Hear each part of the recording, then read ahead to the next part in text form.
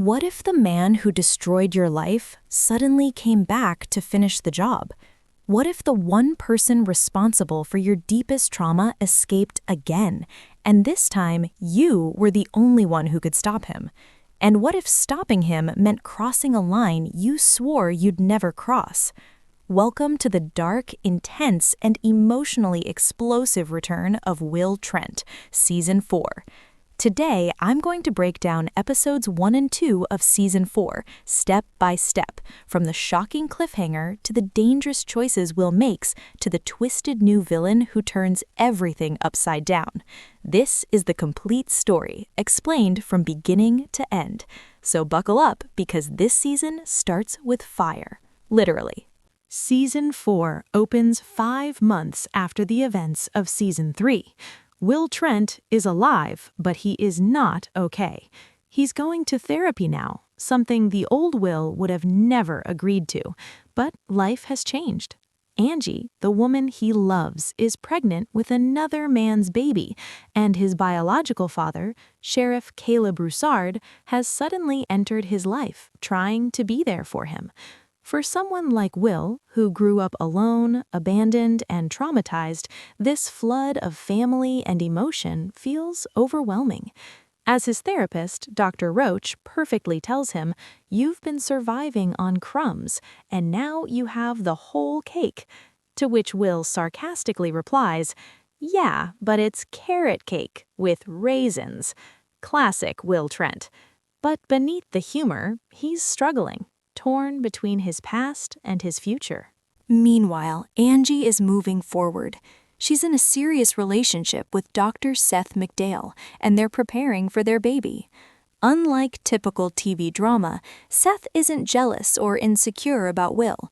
He's mature, supportive, and genuinely loves Angie. And that makes things even harder for Will, because the woman he once imagined spending his life with is building a family that doesn't include him. Still, they remain connected, not as lovers anymore, but as complicated, deeply bonded partners. Then, the past comes crashing back. News breaks that James Ulster, the serial killer who murdered Will's mother, has escaped from prison. This man isn't just another criminal. He is the reason Will became who he is. Ulster took everything from him, and now he's free again. The entire GBI team goes into panic mode. Amanda, Faith, Ormewood, everyone knows how dangerous Ulster is, but no one feels it more deeply than Will.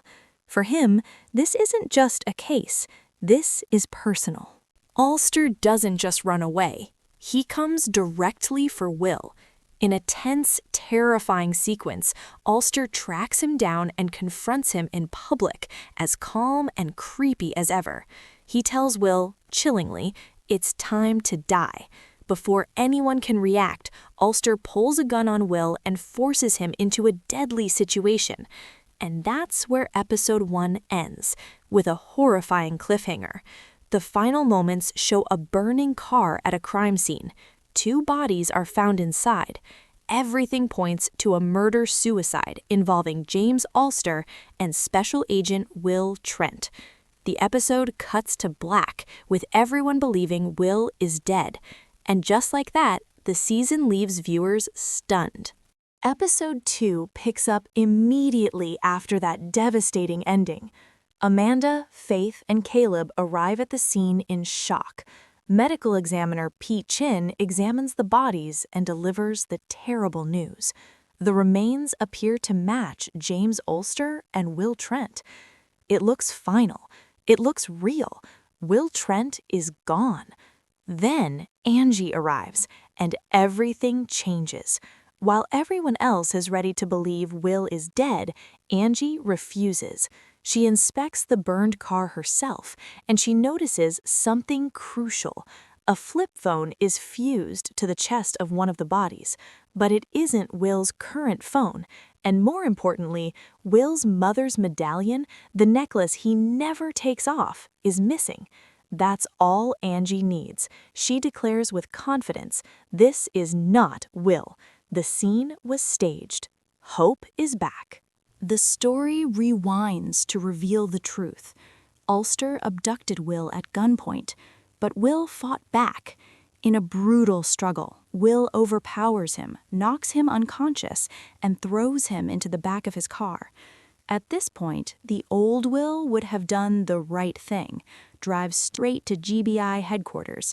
But this isn't the old Will anymore.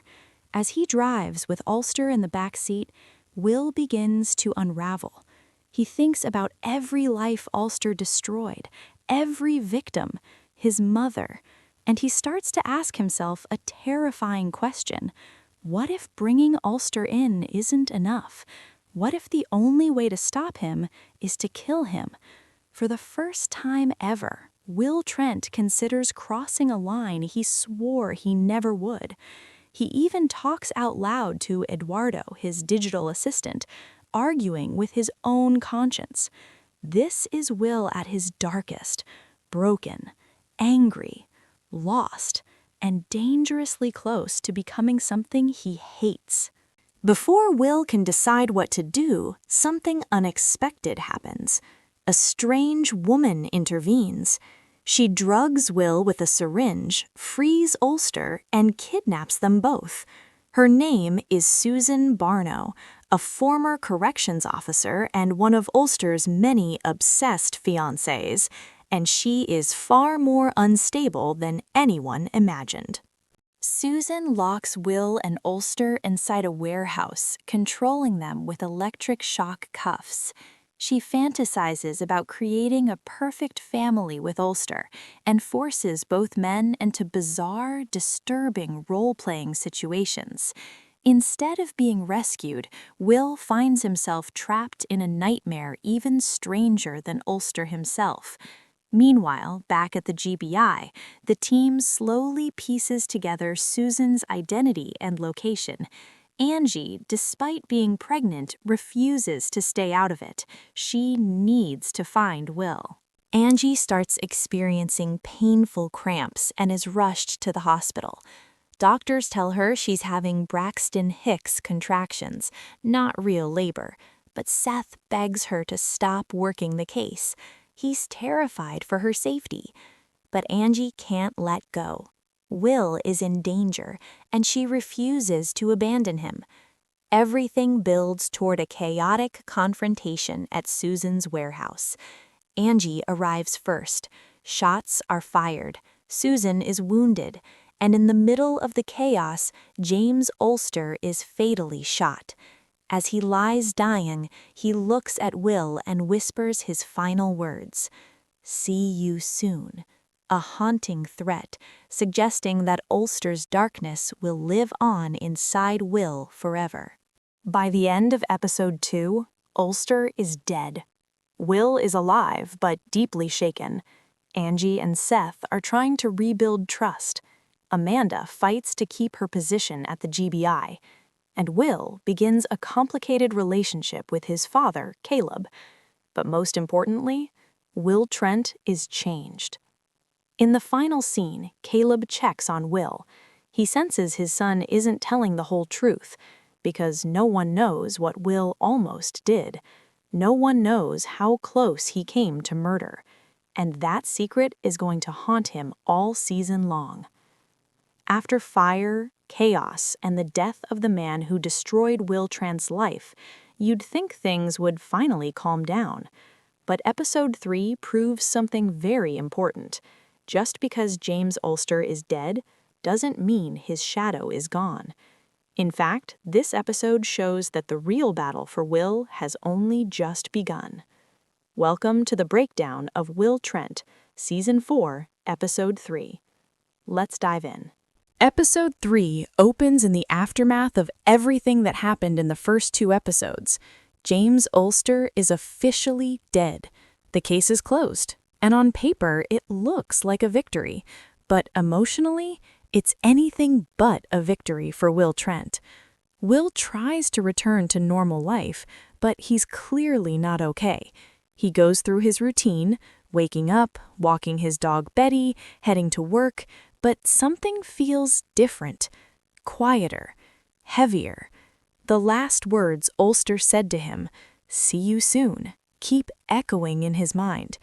Will can't stop thinking about the fact that he almost killed a man. Even though Ulster died saving him, Will knows the truth. He wanted to pull the trigger, and that scares him more than anything.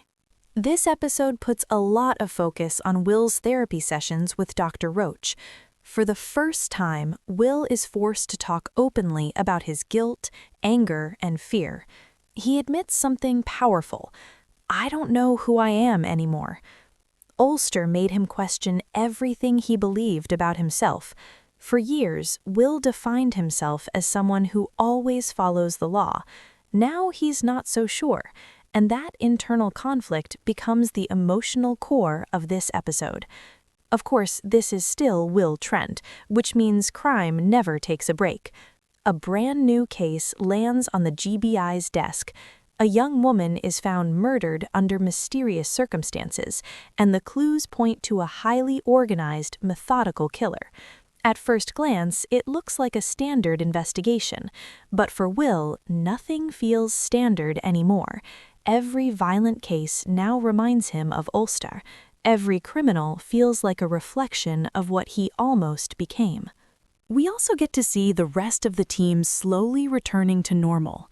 Faith Mitchell remains Will's steady partner and emotional anchor. Ormewood is still recovering from chemotherapy and trying to figure out his place in the field again. Amanda Wagner is back at work, but her job is under threat from Deputy Director Appleyard. The episode balances the procedural investigation with the personal struggles of every character. A major subplot in Episode 3 focuses on Amanda Wagner. After her near-death experience and medical leave, Appleyard is still trying to push her out of the GBI. He subtly questions her ability to lead. He uses her age and health as excuses. But Amanda, being Amanda, refuses to back down. One of the best scenes in the episode shows her calmly reminding him that she built this department and she's not going anywhere. It's a quiet but powerful battle that will clearly continue throughout the season.